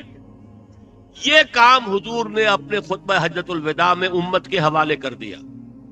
سوال کیا الا هل بلغت، میں نے پہنچا دیا کہ نہیں؟ اور تمام مجمع نے بیک زبان کہا انا نشهد انک قد بلغت وادیت ونصحت، ہم گواہ ہیں آپ نے حق تبلیغ ادا کر دیا، حق نصیحت ادا کر دیا، اور آپ نے اپنے پیغام کو پہنچانے کا حق ادا کر دیا. پھر آپ نے کہا اے اللہ تو بھی گواہ ہے، اللہم اشہد اللہم اشہد اللہم اشہد. اس کے بعد آپ نے فرمایا دیکھو مسلمانوں اب یہ تمہارے ذمہ آ گیا، فلیبلغ الشاہد الغائب، اب تمہارے ذمہ ہے پہنچاؤ اس کو. جو بھی یہاں ہیں ان کے ذمہ ہے ان سب کو پہنچائیں جو یہاں موجود نہیں ہے. دنیا میں اس وقت جو انسان تھے وہ بھی آ گئے اور جو قیامت تک آئیں گے وہ بھی آ گئے. اب یہ تبلیغ بھی مسلمان کے ذمہ، امت کے ذمہ، اور حضور کے مقصد بعثت کی اس درجے میں تکمیل کہ کل روئے ارضی کے اوپر وہ دین غالب آ جائے، یہ بھی قرض ہے محمد عربی صلی اللہ علیہ وسلم کا آپ کی امت کے ذمہ. اور اس کی خبر دی ہے، یہ حدیث جو ہے وہ اس کتاب کے اندر دی گئی ہے. حضور نے اپنے دور سے لے کر 4 ادوار گنوا دیے، 5 قیامت تک. میں پورا متن نہیں پڑھ رہا، وقت کافی ہو چکا ہے، یہ آپ کو مل جائے گا کتابچہ، اس کو پڑھیے، ان حدیثوں کو یاد کیجیے. فرمایا پہلا دور دور نبوت ہے جبکہ میں خود تمہارے مابین ہوں. دوسرا دور خلافت علی منہاج النبوہ، نبوت کے نقش قدم پر خلافت. تیسرا دور بادشاہت، ظالم بادشاہ. چوتھا دور غلامی والی بادشاہ. پہلی بادشاہت جو تھی بنو امیہ، بنو عباس، مغل ہوں ترک ہوں، مسلمان تو تھے بادشاہ، کلمہ گو تو تھے، اچھی بھی تھے برے بھی تھے، عیاش بھی تھے بدماش بھی تھے، بڑے بڑے نیک لوگ بھی تھے. ان کے اندر ناصر الدین محمود جیسے بھی تھے، ان میں جو ہے اورنگزیب عالمگیر جیسے بھی تھے. وہ بھی تھا جس نے شراب کے 1 پیالے اور 2 کباب کے عوض اپنی حکومتی اپنی جو ہے بیوی کے حوالے کرتی تھی. سبھی طرح کے لوگ تھے تو کلمہ گو نہ. پھر وہ دور آیا، ہماری ملکہ کون تھی؟ ملکہ وکٹوریا، ملکہ عالیہ معظمہ وکٹوریا، جس کے شان میں یہ لمبے القابات جو ہے وہ غلام احمد قادیانی استعمال کرتا تھا، اس کی چاپلوسی اور اس کی خوشامد کے لیے یہ القابات، ملکہ وکٹوریا. اور ہم کوئی کہیں پر ہسپانیہ کا غلام ہو گیا، کوئی اطالیہ کا، اٹلی کا غلام ہو گیا، کوئی جو ہے فرانس کے غلام ہو گئے. وہ دور تھا کولونیل رول. آپ نے فرمایا یہ دور بھی ختم ہوگا. اگرچہ براہ راست کولونیل رول جو تھا استعمار وہ ختم ہو چکا ہے، اب ہم آزاد ہیں بظاہر، لیکن حقیقت میں اب انہوں نے ایک مالیاتی استعمار کے شکنجے میں جکڑ لیا ہمیں. قرضوں کا شکنجہ ہے IMF اور ورلڈ بینک اب ہمارے حاکم، ان کی مرضی کے بغیر ہم جنبش نہیں کر سکتے. ابھی آپ نے دیکھ لیا کارگل سے جو واپسی ہوئی ہے، جو خفت اب اٹھانی پڑی پوری قوم کو، بڑا ایک جو ہے ولولہ ہو گیا تھا، بڑا جوش و خروش پیدا ہو گیا تھا، لیکن اس کے بعد نتیجہ کیا نکلا؟ خود کہہ دیا حکومت نے کہ ہمارا بال بال تو قرضوں میں جو ہے وہ بندھا ہوا ہے، تو ہم کیسے کوئی قدم اٹھا سکتے ہیں. یہ حقیقت کیوں آئی کہ وہ مالیاتی استعمار اس نے ہمیں جکڑ لیا. لیکن حضور نے خبر دی ہے یہ بھی ایک وقت آئے گا، ختم ہوگا. ثم یکون خلافت علی منہاج النبوہ، اور پھر دوبارہ وہ دور آئے گا خلافت علی منہاج النبوہ کا، کہ وہ دور جو ہے وہ آ کر رہے گا 5واں دور. اور یوں سمجھیے اللہ کے فضل و کرم سے جہاں تک میرا اندازہ ہے وہ دور اب زیادہ سے زیادہ 10 15 20 سال ہے، اس کے بعد یقیناً وہ دور اس دنیا میں آ جائے گا. اب اس کے لیے میں اپنے دلائل کیا رکھتا ہوں وہ میں بیان نہیں کر سکتا، وقت نہیں ہے. لیکن یہ احادیث نبویہ سے ثابت ہے، وہ ہم نے احادیث اس میں دے دی ہیں، جس سے معلوم ہوتا ہے کہ اب جو خلافت کا نظام قائم ہوگا تو وہ گلوبل ہوگا، پوری دنیا میں ہوگا۔ ظاہر بات ہے شروع تو کہیں ایک جگہ سے ہوگا، لیکن پھر پھیلے گا، دائیں بائیں پھیلے گا، شمال اور جنوباً پھیلے گا، شرقاً غرباً پھیلے گا، اور پھیل کر کل روئے ارضی کو، کل کرۂ ارضی کو جو ہے وہ اپنے آغوش میں لے لے گا، آغوش رحمت۔ اس لیے کہ اللہ کا دین اور خلافت علی منہاج النبوہ یہ تو آن حضور کی رحمت للعالمین کا سب سے بڑا مظہر ہے، مظہر اتم ہے۔ اس کے لیے حدیث دیکھی، حضرت ثوبان نے فرمایا، یہ حضور کے ایک آزاد کردہ غلام تھے رضی اللہ تعالی عنہ، اور یہ مسلم شریف کی روایت ہے، یہ صحیحین کی جو روایتیں ہوتی ہیں اب ان کے بارے میں تو کوئی شک و شبہ ہوتا ہی نہیں، سند کے اعتبار سے اتنی مضبوط۔ مسلم شریف کی روایت ہے، عن ثوبان رضی اللہ عنہ قال قال رسول اللہ صلی اللہ علیہ وسلم ان اللہ زوالی الارض، حضور نے فرمایا اللہ نے میرے لیے کل زمین کو لپیٹ کر سکیڑ کر مجھے دکھا دیا، فرائیت مشارقہا و مغاربہا، میں نے اس زمین کے، اس کرۂ ارضی کے سارے مشرق بھی دیکھ لیے، سارے مغرب بھی دیکھ لیے۔ اب یہ اللہ نے کیسے دکھایا وہ اللہ جانے، اللہ کا رسول جانے، ہم نہیں جان سکتے۔ اللہ کے پاس کیسے حضور رات گزارتے تھے ہم نہیں جان سکتے، آپ نے فرمایا ہے ہم نے مان لیا ہے۔ اللہ کیسے کھلاتا تھا، کیا پلاتا تھا، ہمیں کیا معلوم۔ اللہ نے زمین پوری کیسے دکھا دی محمد کو صلی اللہ علیہ وسلم، ہمیں کیا معلوم، دکھا دی۔ اور آپ نے سارے مشرق دیکھ لیے، سارے مغرب دیکھ لیے۔ فرمایا ان امتی سیبلغ ملکہا ما زوی لی منہا، کان کھول کر سن لو، میری امت کی حکومت ان تمام علاقوں پر قائم ہو کر رہے گی جو مجھے زمین کو سکیڑ کر یا لپیٹ کر دکھا دیے گئے۔ ایک اور حدیث بھی حضرت مقداد ابن الاسود سے ہے، وہ بہت ہی عظیم حدیث ہے مسند احمد ابن حنبل کی، لیکن وہ جو آپ کو مل جائے گا یہ 4 ورقہ، اس میں دیکھیے گا اس کیفیت کا نقشہ علامہ اقبال نے کھینچا ہے اپنے اشعار میں۔ وہ آسماں ہوگا سحر کے نور سے آئینہ پوش، اور ظلمت رات کی سیما پا ہو جائے گی، پھر دلوں کو یاد آ جائے گا پیغام سجود۔ آج تو گردنیں اکڑی ہوئی ہیں، نماز پڑھنے کو کوئی تیار نہیں، سجدہ کرنے کو تیار نہیں۔ مسلمانوں میں بھی کتنے لوگ ہیں جو نئی نمازیں پڑھتے، باقی پوری دنیا کی گردنیں تو اکڑی ہوئی ہیں ہی۔ ہم خود حاکم ہیں، یہ تو پاپولر ساورنٹی کا دور ہے، ہم حاکم ہیں، جو چاہے قانون بنائیں۔ لیکن فرمایا نہیں، وہ وقت آئے گا پھر دلوں کو یاد آ جائے گا پیغام سجود، پھر جبیں یہ ہماری پیشانی خاک حرم سے آشنا ہو جائے گی۔ سجدے میں آدمی جب گرتا ہے تو یہ پیشانی جو ہے وہ خاک پر آتی ہے، زمین پر آتی ہے، تو خاک حرم سے اس پیشانی کی دوبارہ آشنائی، دوبارہ محبت شروع ہو جائے گی کہ انسان اس کو پسند کریں گے کہ اللہ کے سامنے سجدہ کریں۔ اور آنکھ جو کچھ دیکھتی ہے لب پہ آ سکتا نہیں، محو حیرت ہوں کہ دنیا کیا سے کیا ہو جائے گی۔ شب گریزاں ہوگی آخر جلوہ خورشید سے، یہ چمن معمور ہوگا نغمہ توحید سے۔ میں نے ذرا یہاں ترمیم کی ہے، یہاں پہ عنوان جو بنایا ہے، کل جہاں معمور ہوگا نغمہ توحید سے، پورا عالم انسانیت، پورا کرۂ ارضی جو ہے نغمہ توحید سے گونج اٹھے گا۔ یہ ہونا ہے، یہ شدنی ہے۔ میں آپ سے پورے یقین کے ساتھ عرض کر رہا ہوں، ان صحیح احادیث میں اگر کسی کو شک ہے تو گویا کہ اسے محمد کی نبوت اور رسالت میں شک ہے صلی اللہ علیہ وسلم۔ یہ پیشن گوئی کسی نجومی کی نہیں ہے۔ آپ نوسٹراڈیمس کی پیشن گوئیاں اٹھا کر پھینک دیں، آپ کسی اور کی پیشن گوئیاں ہوں، چاہے کوئی اور، ہمارے ہاں بھی وہ ایک نور ولی شاید مشہور ہیں جن کی پیشن گوئیاں ہیں، وہ اپنی جگہ پر ہیں، لیکن یہ تو پیشن گوئیاں محمد عربی کی ہے، وہ صادق المصدوق۔ آپ سچے ہیں اور آپ کی صداقت پہ اللہ خود گواہ ہے، آپ نے پیشن گوئی فرمائی ہے تو یہ تو ہوگا۔ دوبارہ نظام خلافت علی منہاج النبوہ دنیا میں قائم ہوگا اور کل روئے ارضی کے اوپر پھیل جائے گا، تبھی حضور کا مقصد بعثت مکمل ہوگا۔ هو الذی ارسل رسولہ بالہدی ودین الحق لیظہرہ علی الدین کلہ، اور دوسری طرف وما ارسلناک الا کافۃ للناس بشیرا ونذیرا، تو وہ مقصد بعثت محمدی بتمام و کمال پورا ہوگا جب کل روئے عالم پر اور کل عالم انسانیت پر اللہ کا دین غالب ہو جائے اور نظام خلافت علی منہاج النبوہ قائم ہو جائے۔ یہ ہونا ہے، اس میں تو کسی شک و شبے کی گنجائش نہیں۔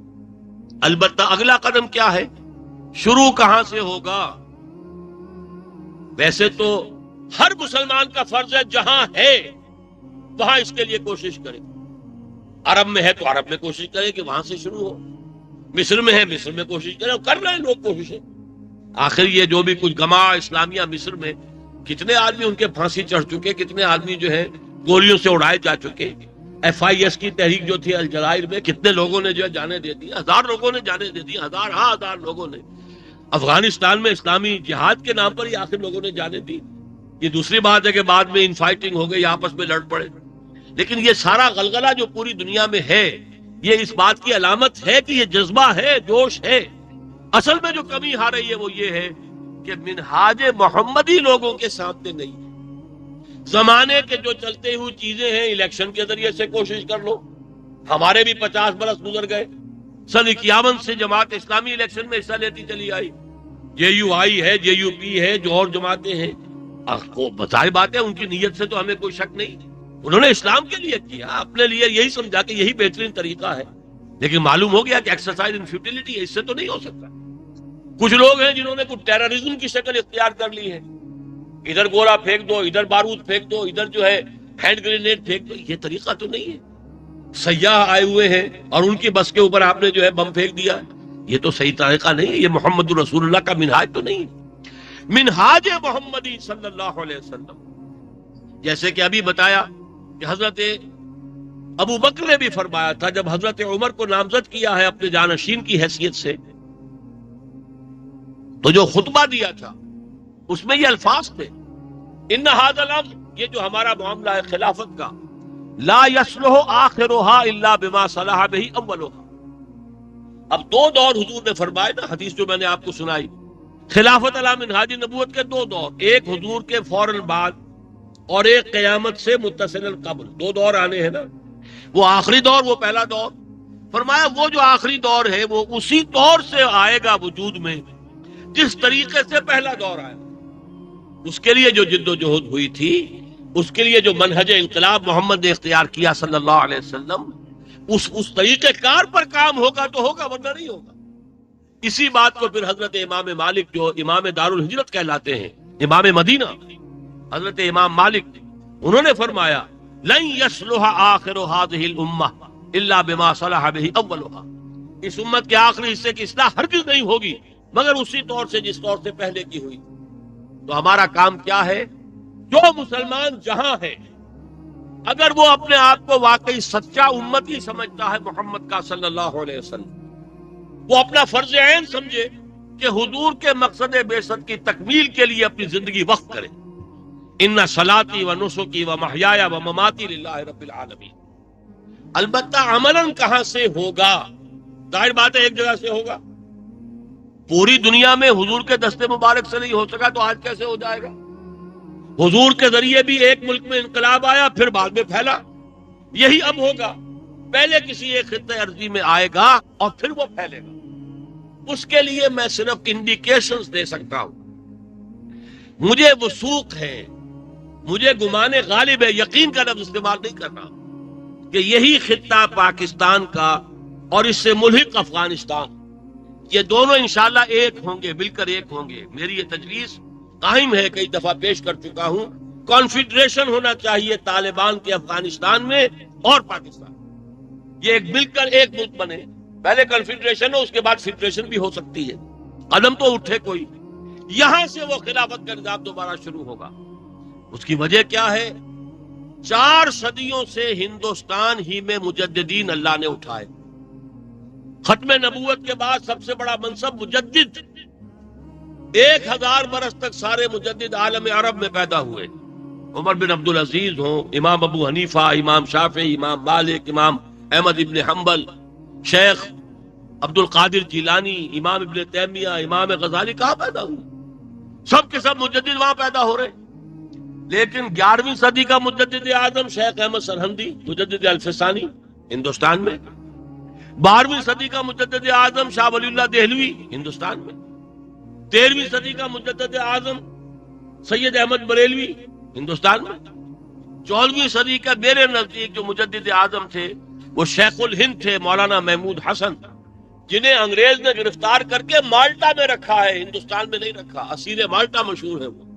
مجاہد حریت، کیوں رکھا اتنی دور؟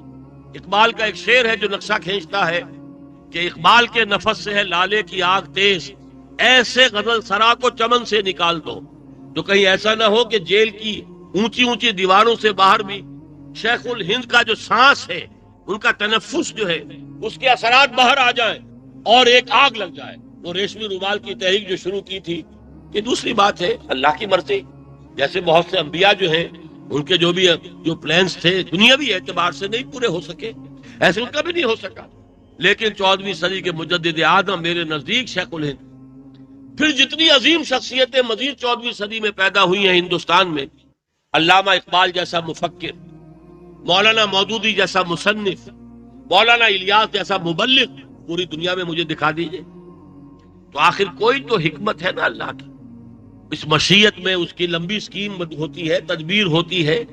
یدبر الامر من السماء الى الارض ثم يعرج الیہ فی یوم کان مقدارہ الف سنۃ مما تعدون۔ 1000 سال کا اللہ کا ایک دن ہے، منصوبہ بندی 1000 سال کی ہوتی ہے۔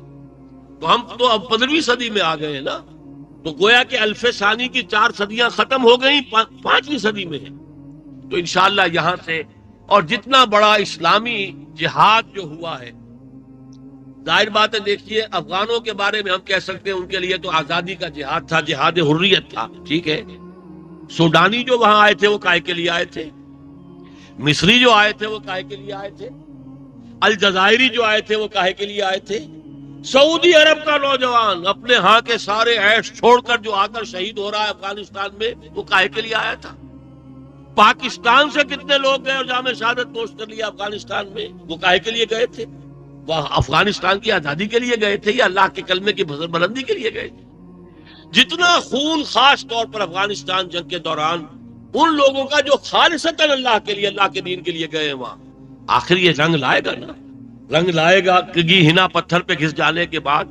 تو یہ پاکستان جو 4 صدیوں کا جو مجددین کی وراثت علمی ہے، اس کا امین ہے، اس کا وارث ہے۔ اور یہ افغانستان جس نے اتنے بڑے پیمانے پر جانے دینے کی جو ہے اس تاریخ کے اندر مثال قائم کر دی ہے، امید یہ ہے کہ یہیں سے ہوگا۔ اشارے بھی ہیں حضور کے، حضور کی 2 حدیثیں جو ہے وہ اسی کتابچے میں موجود ہیں۔ ایک میں آپ نے فرمایا یخرج ناس من المشرق یؤتون للمہدی، یعنی سلطان۔ حضرت مہدی کا ایک تصور ہے اہل تشیع کا، کہ جو 1200 برس پہلے جو ان کے 12ویں امام تھے وہ روپوش ہو گئے تھے، اور وہ ابھی تک روپوش ہے، وہ ظاہر ہو جائیں گے، امام غائب جو ہے وہ امام حاضر ہوں گے، تو پھر جو ہے انقلاب آئے گا۔ ہمارا تصور کیا ہے؟ نہیں، وہ جیسے مجددین اور آئے، ایک مجدد ہوں گے، پیدا ہوں گے، اور وہ لیکن البتہ یہ کہ وہ ہوں گے جو عرب میں ایک اسلامی حکومت قائم کرے، عدل اور انصاف کا نظام قائم کرے گا۔ یہ ہمارے ہاں بھی ہے، ہماری حدیث کی کتابوں میں موجود ہے۔ لیکن یہ ہے کہ یہ در حقیقت جب بھی وہ آئیں گے، مجدد کی حیثیت سے آئیں گے، تو ان کی مدد کے لیے فوجیں مشرق سے آئیں گی۔ جیسا کہ ہمیں معلوم ہے، عرب قوم بحثیت مجموعی، خاص طور پر سعودی اور یہ امارات والے، یہ دولت کی فراوانی کی وجہ سے، اپنی عیاشیوں کی وجہ سے یہ قوم کھوکھلی ہو چکی، ان کے اندر وہ طاقت نہیں ہے۔ بلکہ واقعہ یہ ہے کہ تقریباً 750 برس پہلے اللہ نے عربوں کو امت مسلمہ کی قیادت سے معزول کر دیا۔ قرآن مجید ہی میں اللہ نے کہہ دیا تھا، ان تتولوا یستبدل قوما غیرکم، دیکھو اگر تم ہمارے دین کو پیٹھ دکھاؤ گے، عیاشیوں میں پڑ جاؤ گے، اور اگر تم نے دنیاوی عیاشیاں جو ہیں وہ محل بنائے اور عیاشیاں کی، جیسے اور دنیا کے محلات ہوتے ہیں ویسے ہی محل تم نے بنا لیے، کوہ قاف کی ساری پریاں لا کر وہاں پہ کنیزوں کی شکل میں فوجوں کی فوجیں جو ہیں بنا لی، اور رقص و سرود اور شراب نوشی کے بازار گرم کر دیے، تمہیں ہٹائیں گے کسی اور قوم کو لے آئیں گے۔ 1258 میں سقوط ہوا بغداد کا تاتاریوں کے ہاتھوں، آخری خلیفہ بنو عباس کا مستعصم باللہ اسے محل سے کھینچ کر باہر لائے اور ایک اونٹ کی کھال کے اندر لپیٹ کر زمین پہ ڈالا اور پھر گھوڑوں کے سموں تلے کو چل گئے۔ وہ آخری تھا معاملہ، عربوں کا اقتدار ختم ہوا۔ اس کے بعد وہی تاتاری جن کے ہاتھوں یہ کروڑوں مسلمان قتل ہوئے تھے، اللہ نے انہیں اسلام کی توفیق دے دی، ان کے ہاتھ میں اسلام کا جھنڈا دے دیا۔ ترکان تیموری آ گئے ہندوستان میں، Terken صفوی، Terken Seljuqi, Terken Usmani نے خلافت بھی ان کے ہاں چلی گئی، عظیم ترین مملکت قائم کی دی، گریٹ آٹومان امپائر۔ تو یہ صورتحال تو گویا کہ مسلمانوں کی امت مسلمہ کی قیادت عربوں سے لے کر اللہ نے ترکوں کو دے دی۔ یہ ایک دفعہ تو واقعہ جو ہے پیدا ہو چکا ہے، اور آپ کو معلوم ہے اس زمانے میں بھی عربوں سے چھینا، کروسیڈر جو آئے تھے صلیبی، یروشلم جو انہوں نے چھینا مسلمانوں سے، 88 برس تک صلیبیوں کا قبضہ رہا۔ 1099 عیسوی سے لے کر اور 1187 عیسوی تک 88 لانگ ایئرز عیسائیوں کا قبضہ رہا۔ واپس کس نے لیا؟ عربوں میں دم خم نہیں تھا، واپس لینے والے کون تھے؟ صلاح الدین ایوبی، کرد خون تھا جس نے واپس لیا، عرب نہیں لے سکتے۔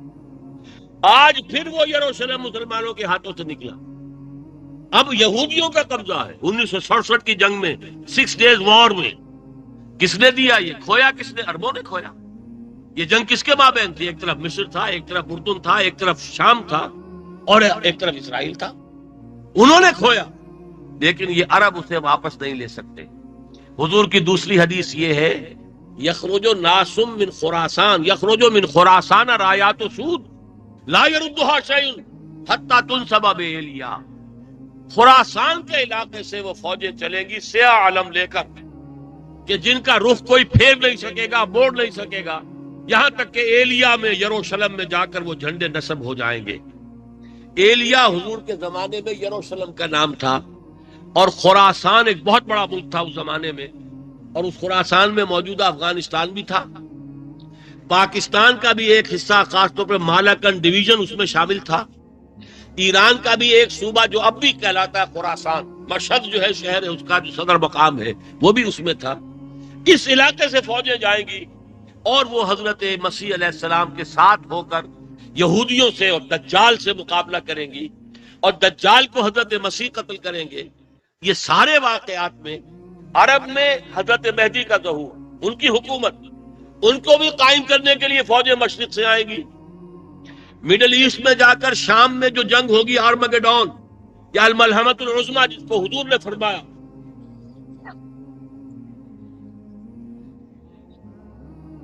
اس میں ایک طرف عرب سے آئیں گے حضرت مہدی، دوسری طرف جو آئیں گے وہ خراسان کے علاقے سے فوجیں آئیں گی، تیسری طرف آسمان سے اتریں گے حضرت مسیح علیہ السلام۔ اس لیے کہ دجال کے فتنے کا مقابلہ کسی انسان کے بس میں نہیں ہے۔ جو آج ہتھیار ہو گئے ہیں، اور جو اسرائیل کے پاس جن کے انبار جمع ہیں، کتنے ایٹم بم اس کے بعد جمع، اس کا مقابلہ کون کرے گا؟ اس کا مقابلہ تو وہی کرے گا، وہی حضرت مسیح علیہ السلام، جن کی پوری شخصیت معجزہ ہے، بن باپ کے پیدا ہوئے، عظیم ترین معجزے انہیں دیے گئے، مردہ کو کہا قم باذن اللہ، کھڑا ہو گیا، پرندہ بنایا گارے کا اور پھونک ماری اور اڑتا ہوا پرندہ بن گیا، پھر وہ زندہ آسمان پر اٹھائے گئے۔ یہ سارے معجزے ہیں ان کے، اور حدیث میں آتا ہے کہ جب وہ آئیں گے ان کی نگاہوں میں اتنی تاثیر ہوگی، جہاں تک نگاہ پہنچے گی یہودی پگھلتے چلے جائیں گے۔ معلوم ہوا کوئی بہت بڑا لیزر اللہ تعالیٰ نے ان کی نگاہوں میں فٹ کر کے اب بھیجے گا، اسی کے مقابلہ تو پھر اسی سے ہوگا، اور یہودیوں کا لیڈر دجال جو ہوگا مقام لط پر اسے قتل کریں گے، اور لڈا جو ہے اس وقت ان کا سب سے بڑا ایئر بیس ہے۔ یہ ساری باتیں جو ہیں احادیث میں موجود ہیں، لیکن یہ میں بتا رہا ہوں کہ خراسان سے فوجیں چلے گی۔ اس سے ہی اندازہ ہوتا ہے، ایک طرف 400 برس کا مجددین کا معاملہ، دوسری طرف حضور کی یہ احادیث پیشن گوئیوں کی شکل میں، انشاءاللہ اسی علاقے سے وہ کام شروع ہوگا۔ اور بلکہ یہاں تک بھی بتا دوں کہ اس علاقے سے جب شروع ہوگا تو فوجیں 2 چلیں گی یہاں سے بیک وقت، ایک مشرق کی طرف جو ہندوستان کو فتح کرے گی۔ آج جو ہمارا حال ہو چکا ہے، گویا کہ ہم نے قومی سطح پر مان لیا ہے کہ ہم ہندوستان سے لڑ نہیں سکتے، وہ تنتنا دبدبا، وہ ہمارا جو تھا ٹھسا، ہم برابر کی چوٹ ہیں اور یہ ہے اور وہ ہے، سب ختم ہوا۔ پیسے ہی پہلے ہی کیسے ایسی کون سی تھی اپنی آبرو پر شب کی منتوں نے تو کھو دی رہی صحیح، وہ جو ہے وہ سارا معاملہ ختم ہوا، غبارے میں سے ہوا نکل گئی، صاف کہہ دیا ہم نہیں لڑ سکتے، بھارت سے جنگ نہیں کر سکتے۔ لیکن ایک وقت آئے گا بھارت کو فتح کیا جائے گا، یہ خبر دی ہے محمد رسول اللہ صلی اللہ علیہ وسلم۔ اس لیے کہ یہ ہمارا لاس دارالاسلام ہے. یہودی اگر 2000 سال کے بعد آ کر کہہ رہے ہیں کہ یہ ملک ہمارا ہے. یہ نکال دیے گئے تھے سن 70 عیسوی میں نکال دیے گئے تھے. سن 70 عیسوی سے لے کر اور یہ سن 1900 کے اندر پھر دوبارہ انہیں آنے کی مدد ملی ہے 1917 میں. تو کیا معنی ہوئے؟ 1800 برس تک یہ اس ملک سے ملک بدر رہے، باہر رہے، اور پھر بھی انہوں نے کلیم کیا کہ یہ تو ہمارا ملک ہے. تو ہمارا تو ابھی صرف 200 برس پہلے ہمارا ہندوستان پورا مسلمانوں کا تھا، ہماری حکومت تھی یہاں پر، ہم سے آ کے انگریز نے چھینا تھا. تو وہ یقیناً وہ دارالاسلام تھا. اس دارالاسلام کو ریکلیم کرنا یہ تو ہمارا فرض منصبی ہے. اور حضور نے خبر دی ایک حدیث کے اندر، فرمایا، اور یہ بھی اس کے بھی راوی حضرت ثوبان ہی ہے، قال رسول اللہ صلی اللہ علیہ وسلم عصابتان من امتی احرزهم اللہ من النار. میری امت کے 2 لشکر ایسے ہیں جن کو اللہ تعالیٰ نے آگ سے نجات دے دی، یہی دے دی، دنیا ہی میں دے دی. بشارت ہوگی ان کے لیے جہنم میں داخلے کا کوئی سوال نہیں. اصابت تغزو الہند، ایک لشکر وہ ہوگا جو ہند پر حملہ کرے گا اور وہاں جہاد کرے گا، اور دوسرا لشکر وَعِصَابَةٌ تَكُونُ مَعَ عِيسَىٰ ابْنِ مَرْيَمَ علیہ السلام، اور دوسرا لشکر وہ ہوگا جو عیسیٰ ابن مریم کے ساتھ جا کر جنگ کرے گا. اب ظاہر بات ہے ان دونوں لشکروں کا ایک حدیث میں جمع کرنا، اس کا مطلب ہے سائملٹینیس ہوگا. یہ سائملٹینیس کب ہوگا؟ جب اس علاقے میں نظام خلافت علی منہاج النبوت قائم ہو جائے، اور پھر یہاں سے مشرق اور مغرب کی طرف، جیسے حضور کے زمانے میں میں نے بتایا 3 کالم نکلے، مشرق مغرب شمال، ایسے ہی یہاں سے فوجیں چلے گی انشاءاللہ. اور ایک تغزو الہند اور دوسرا تکون مع عیسی ابن مریم، جو دجال کے مقابلے کے لیے اتارے جائیں گے. یہ خبریں ہیں محمد رسول اللہ کی. اب یہ تو ہونا، دیکھیے جیسے حضور کے زمانے میں اللہ نے بھیجا تھا اپنے نبی کو کہ آپ کے ذریعے سے دین کو غالب کرنا ہے، وہ تو ہو گیا غالب. سرخرو وہ ہو گئے جنہوں نے اس غلبے کی جد و جہد میں جانیں دے دی، قربانیاں دی، تن من دھن لگا دیا، وہ کامیاب ہو گئے. ایسے بھی تو لوگ تھے جو اسی زمانے میں موجود تھے، بدبخت رہے. بدبختی کے مختلف گریڈز ہیں. ایک گریڈ جو ہے وہ ابو جہل کا اور ابو لہب کا ہے، وہ ایمان ہی نہیں لائے. دوسرا گریڈ ان منافقین کا ہے کہ کہنے کو تو ایمان والے تھے، حقیقت میں وہ ایمان حقیقی سے محروم تھے، وہ بھی بدبخت رہ گئے. ان کے لیے تو بلکہ فرمایا گیا کہ ان المنافقین فی الدرک الاسفل من النار، وہ تو آگ کے سب سے نچلے طبقے میں ہوں گے. تو بد نصیب ترین انسان اس وقت بھی تھے اور خوش نصیب ترین انسان بھی تھے جنہوں نے بعثت محمدی کے مقصد کی تکمیل کے لیے جانیں لگا دی، تن من دھن لگا دیا، سرخرو ہو گئے. دنیا اور آخرت میں ان کے لیے کامیابیاں ہی کامیابیاں. جن لوگوں نے یہ نہیں کیا محروم رہ گئے. آج بھی یہ مقصد تو ہوگا، میں نہیں کروں گا اللہ کسی اور سے کرائے گا، آپ نہیں کریں گے کوئی اور کرے گا. ہوگا، ہونا ہے. جس کی خبر دی محمد رسول اللہ صلی اللہ علیہ وسلم نے، وہ اٹل ہے، وہ شدنی ہے. لیکن یہ ہے کہ کون ہے وہ خوش نصیب جو اس کے لیے اپنے آپ کو وقف کرے، جو کہے ان صلاتی و نسکی و محیایا و مماتی للہ رب العالمین، جو اپنی زندگیوں کو وقف کرے، جو ایک نظم میں آنے کے لیے تیار ہو، بیعت کی بنیاد پر ایک تنظیم میں شامل ہو، جو ایمان کو اپنے دلوں کے اندر اتارے بذریعہ قرآن، منظم ہو. اور جب طاقت جمع ہو جائے گی تو پھر ہم کوئی انقلابی قدم بھی اٹھائیں گے. جیسے محمد رسول اللہ نے صلی اللہ علیہ وسلم 12 برس تک مکے میں یہ تو کہا ان بتوں میں کچھ نہیں ہے، ان ہی الا اسماء سمیتموها انتم وآباؤکم، یہ نام تم نے رکھ چھوڑے ہیں، کوئی دیوی نہیں ہے، کوئی لات نہیں، کوئی عزا نہیں، کوئی منات نہیں، کچھ نہیں. لیکن کسی کے بت کو توڑا نہیں، بلکہ سن 7 میں عمرہ قضا کیا ہے تو اسی خانہ کعبہ کا طواف کیا جس میں بت موجود تھے. جب فاتح کی حیثیت سے داخل ہوئے، طاقت فراہم کی، 10,000 کی جمعیت تھی، اب موقع میں داخل ہوئے تو پہلا کام کیا کیا؟ زبان پر آپ کے کلمات وہی تھے جو قرآن کے ہیں، جاء الحق وزهق الباطل ان الباطل كان زهوقا، اور ایک ایک بت کو توڑ دیا. تو ہمیں ابھی جد و جہد کرنی ہے، طاقت فراہم کرنی. انسان اصل میں انسان مارزوست، انسانوں کی ضرورت ہے جو اس نقش قدم پر چلنے کو تیار ہوں جو صحابہ کرام کا ہے. ہم ان کے درجے کو نہیں پہنچ سکتے، ان کا عکس تو اپنے اندر پیدا کر سکتے ہیں. 100% نہ ہو، 20 25 30% تو ہم اوصاف اپنے اندر پیدا کریں، پھر وہ کام ہوگا اور ہو کر رہے گا. البتہ خوش نصیب وہ ہوں گے جو اس کے لیے تن من دھن لگا دیں. اب آخری نقطہ میرا صرف یہ ہے، حضور نے جب جدوجہد کی تھی، آپ بتائیے حضور سے زیادہ پیارا اللہ کو کوئی انسان ہے؟ نہیں۔ جس سے آپ کو محبت ہو، آپ چاہیں گے کہ اس کے پاؤں میں کانٹا بھی چبھے؟ نہیں۔ لیکن ہم یہ دیکھتے ہیں کہ محبوب رب العالمین کون سی تکلیف ہے جو آپ کو نہیں آئی؟ گالیاں آپ نے سنی، کوئی کہہ گیا شاعر ہے، ایسے ہی ہے، کوئی کہتا مسحور ہے، کوئی کہتا ساحر ہے، کوئی کہتا مجنون ہے، پاگل ہو گئے، دماغ خراب ہو گیا ہے۔ سنا کہ نہیں سنا؟ دندان مبارک شہید ہوئے کہ نہیں ہوئے؟ طائف میں پتھراؤ ہوا کہ نہیں ہوا؟ شیب بنی ہاشم میں 3 سال محصور رہے یا نہیں رہے؟ بدترین فاقے کی کیفیت آئی یا نہیں آئی؟ جسے جیش الاسرا کہتے ہیں، غزوہ تبوک، فاقہ وہاں آیا کہ نہیں آیا؟ 3 وہ وقت بھی آیا کہ 3 مجاہدین کے لیے 24 گھنٹے کا راشن ایک کھجور ایک مجاہد نے اپنے منہ میں رکھی، کچھ دیر چوسی، پھر دوسرے کو دے دی۔ یہ اس کا 24 گھنٹے کا راشن ہے انرجی کا۔ پھر دوسرے نے چوسی اور دے دی، پھر تیسرے کو۔ 3 آدمیوں کے حصے میں ایک کھجور۔ لیکن اب نوٹ کیجئے میرے نقطے کو، من و سلوہ نازل نہیں ہوا۔ کیا یہودی زیادہ پیارے تھے کہ ان کی بھوک کے لیے اللہ نے من و سلوہ اتار دیے؟ بٹیروں کی خوراک مل رہی ہے، غول کے غول، جھنڈ کے جھنڈ آ رہے ہیں، آسانی سے پکڑ رہے ہیں، بھون بھون کر کھا رہے ہیں۔ پانی کی بات ہوئی تو ایک سرب سے اور 12 چشمے، فنفجرت من حسنتا عشرتا ہے نا، پیاس ہے تو 12 چشمے، بھوک ہے تو من و سلوہ، دھوپ ہے تو اوپر سائبان بادلوں کا، ظل اللہ علیکم الغمام وانزلنا علیکم المن والسلوى۔ لیکن صحابہ کی اس جد و جہد میں آپ کو ایسی کوئی شے نظر نہیں آئے۔ خالص انسانی جد و جہد پر یہ کام ہوا۔